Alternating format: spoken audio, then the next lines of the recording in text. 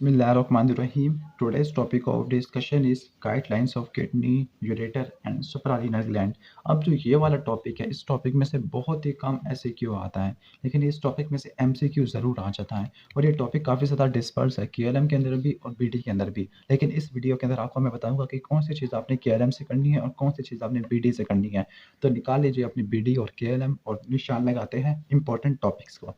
तो किडनी और यूरेटर, तो सबसे पहले आपने इस पैराग्राफ को छोड़ देना है, क्योंकि इस पैराग्राफ के अंदर आपको बेसिक वही फंक्शन बता रहे हैं जो आपने 8वीं 9वीं क्लास से पढ़े हुए हैं।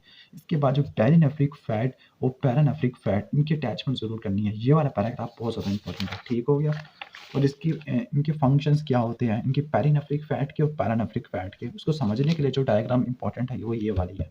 तो ये डायग्राम को आपने करनी है, ठीक हो गया। इसके बाद अगर किडनी पे आती है, तो किडनी के यहाँ पे रिलेशनशिप बताया गया है। तो रिलेशनशिप अच्छे लिखे हुए बीडी के अंदर वो पॉइंट्स बना के लिखे हुए हैं कि कुछ रिलेशनशिप दोनों किडनी के लिए कॉमन है, और एग्जाम में यहीं से एमसीक्यू आ जाता है। तो ये वाला relation common to the two kidney. इसके बाद अदर रिलेशन ऑफ किडनी के एंटीरियर रिलेशनशिप दोनों किडनी के डिफरेंट होते हैं, और पोस्टीरियर रिलेशनशिप तकरीबन सिमिलर होते हैं। तो आपने ये वाली डायग्राम को देखना है, ठीक है, और इस डायग्राम को देख लेना है। तो ये रिलेशनशिप आपने करनी है सिर्फ बीडी से, ठीक है। तो रिलेशनशिप आपने करने हैं यहाँ से, जबकि आपने केएलएम के रिलेशनशिप को छोड़ देना है। इसके बाद अगर बात करते हैं स्ट्रक्चर की, तो ये बेसिक स्ट्रक्चर है जो आपने हिस्टोलॉजी में ही पढ़ने हैं। अगर आपने हिस्टोलॉजी में पढ़ चुके हो तो फिर यहाँ से करने की कोई ज़रूरत नहीं है। अब इसके बाद आगे चलते हैं, तो आगे बात आती है इसके यहाँ पे एक पैराग्राफ है रीनल पेल्विस। तो अगर आपने स्ट्रक्चर वहाँ से किया है तो फिर इसको करने की कोई ज़रूरत नहीं है।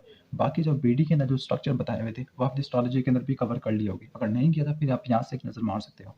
इसके बाद है यूरेटर। तो यूरेटर के अंदर इस पैराग्राफ में वैसे काम की बात बहुत कम लिखी हुई है, लेकिन यूरेटर के अंदर आपने 3 पॉइंट्स करने हैं कि ये कहाँ पे किस लेवल के ऊपर कंस्ट्रक्शन देखने को मिलती है, जहाँ पर जो स्टोन्स कलेक्ट हो सकते हैं, ठीक हो गया। तो रेडियोग्राफी के लिए आपने 3 इंपॉर्टेंट कंस्ट्रक्शंस को याद रखना है।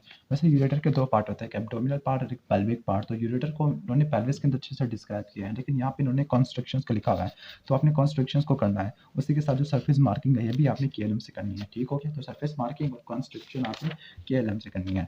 इसके बाद चलते हैं सुप्रारीनल ग्लैंड। तो सुप्रारीनल ग्लैंड का आपने सिर्फ यहाँ तक कुछ पार्ट करना है, इसका रीड कर लेना आप यहाँ से लेकर यहाँ तक, स्टार्ट से लेकर। बाकी जो सुप्रारीनल ग्लैंड का पूछा जाता है वो इसकी इंपॉर्टेंट रिलेशनशिप, और यही वाला जो टेबल होता है जो बीडी के अंदर बनाया हुआ है, ये वाला टेबल, ये वाला, ये एज इट इज पूछ लेते हैं एमसीक्यूज के अंदर।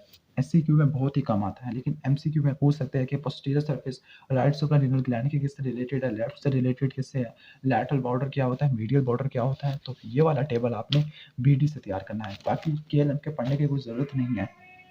जो नेक्स्ट टॉपिक है वो है neurovascular innervation of kidney, ureter and suprarenal gland. तो बहुत ज़्यादा इंपॉर्टेंट है। इसमें भी ज़्यादा इंपॉर्टेंट चीज़ है कि जो रीनल के वैस्कुलर सेगमेंट्स होते हैं, इसको आपने इस डायग्राम से कवर करना है कि रीनल के वैस्कुलर सेगमेंट्स, उनको सप्लाई करने वाली आर्टरी कौन कौन सी होती है। इनकी वीनस ड्रेनेज भी काफ़ी इंपॉर्टेंट है। सुप्रारीनल आर्टरीज जो 3 होती हैं, सुपीरियर, मिडल, इंफीरियर, आपने इसको भी अच्छे से तैयार करना है, क्योंकि एमसीक्यूज में आ सकता है या फिर वाइवा के अंदर पूछा जा सकता है कि सुप्रारीनल आर्टरी और वेन किन किन जगह से निकलती है, ठीक है। लिम्फेटिक्स और नर्व से बहुत ही कम पूछी जाती है, लेकिन आपने रूट वैली को याद रख लेना है।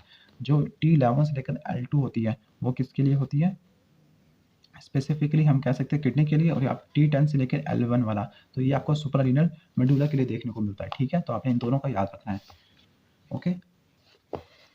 तो ये तो हो जाएगा बेसिक ओवरव्यू इसका, कि आपको मैंने कुछ इंपॉर्टेंट चीज़ें बता दी है। और जो इनर्वेशन के लिए आपने इस डायग्राम को याद रखना है, स्पेसिफिकली सुप्रारीनल मेडुला की, क्योंकि ये आपने ऑटोनॉमिक नर्वस सिस्टम के अंदर में पढ़ा हुआ कि जो सुप्रारीनल मेडुला या एड्रिनल मेडुला का जो मेडुलरी पार्ट होता है, उसके अंदर हमें स्पेशलाइज्ड सेल्स देखने को मिलती हैं, जिसको बोलते हैं क्रोमैफिन सेल्स। और ये chromaffin sales post ganglionic neurons का काम करते हैं, और इन्हीं पे आके प्री गैंग्लियोनिक फाइबर खत्म हो जाते हैं। तो फिर ये था बेसिक ओवरव्यू, और आपको मैंने बता दिया कि क्या क्या इंपॉर्टेंट है। अगर क्लिनिकल्स की बात करते हैं तो फिर नेफ्रोटोसिस इंपॉर्टेंट है, why renal transplantation is done in greater pelvis के अंदर किडनी को क्यों ट्रांसप्लांट करते हैं, ये इंपॉर्टेंट है।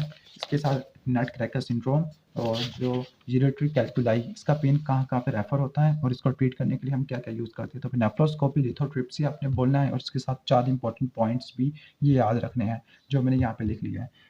इसके साथ इंपॉर्टेंट एमसीक्यू के जो माइनर और मेजर कैलिक्स के अंदर किस टाइप के स्टोन्स देखने को मिल सकते हैं, ठीक है। और रीनल पेल्विस के अंदर लूज स्टोन देखने को मिलते हैं। तो ये था बेसिक ओवरव्यू। अगर वीडियो अच्छी लगी हो तो उसको लाइक करना, और चैनल पर नए हो तो ज़रूर सब्सक्राइब कर लेना। Thanks for watching this video. अल्लाह हाफिज़।